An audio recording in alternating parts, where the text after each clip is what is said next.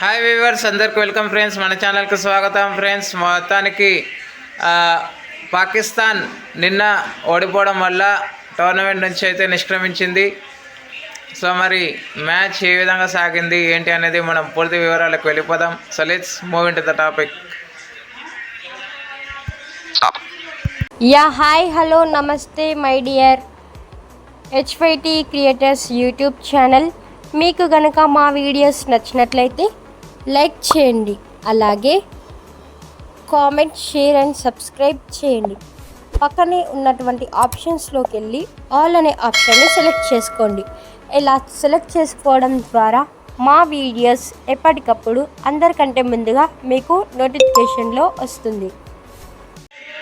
So toss గెలిచి మొదట బంగ్లాదేశ్ అయితే ఫీల్డింగ్ అయితే ఎంచుకున్న దానికి చాలా మంచి స్టార్ట్ అయితే లభించింది, ఎస్పెషల్లీ పాకిస్తాన్కి. ఎందుకంటే వాళ్ళు పవర్ ప్లేలోనే 3 వికెట్స్ అయితే తీసుకోగలిగారు. ముఖ్యంగా ఫాతిమా సనాది పూర్తి రోల్ అని ఉందని చెప్పుకోవచ్చు. ఎందుకంటే తను పవర్ ప్లేలోనే 2 వికెట్స్ అయితే తీసుకోవడం జరిగింది. జురియాతో పాటు షర్మిన్ అఖ్తర్ది ఈ 2 వికెట్లు అయితే తను బుట్టలో వేసుకున్న తర్వాత దిలారా అఖ్తర్ కూడా నిరాశపరిచింది 5 రన్స్కి. బట్ నిఘా సుల్తానా జ్యోతితో పాటు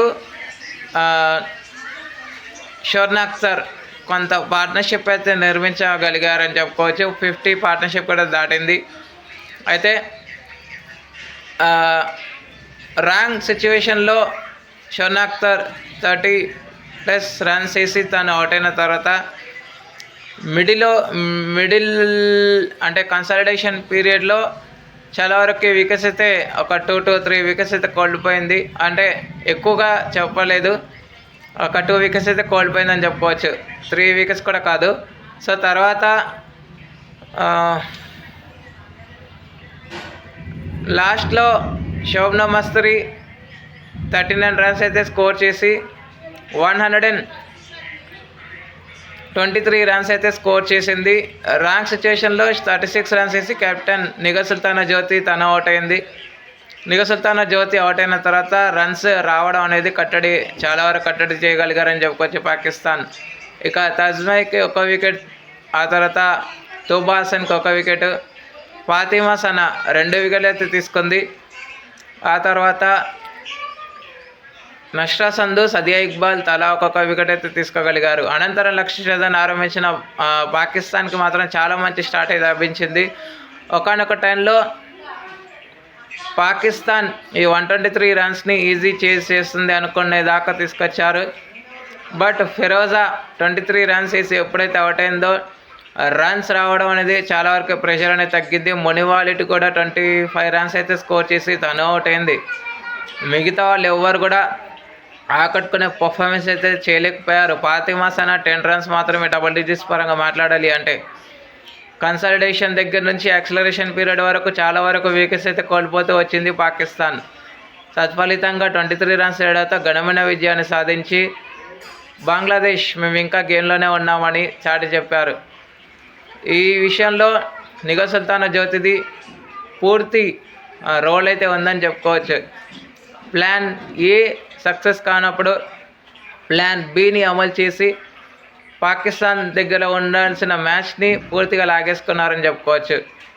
ఎక్కడ కూడా బౌండరీస్ బాల్స్ అనేవి ఇవ్వకుండా టైట్ లైన్ అండ్ లెన్స్ని వేసి పాకిస్తాన్ని ప్రెషర్లోకి నెట్టారని చెప్పుకోవచ్చు. ఇక player of the match award అయితే నో డౌట్ నా సర్ప్రైజ్. వీళ్ళ సైడ్ నుంచి దిలారా అఖ్తర్ 3 వికెట్లు తీసుకోగా షంజిదా అఖ్తర్ మెట్లా తను 3 వికెట్లు తీసుకుంది. రదియా ఖాన్ 1 వికెట్ అయితే రావడం జరిగింది. ఆ తర్వాత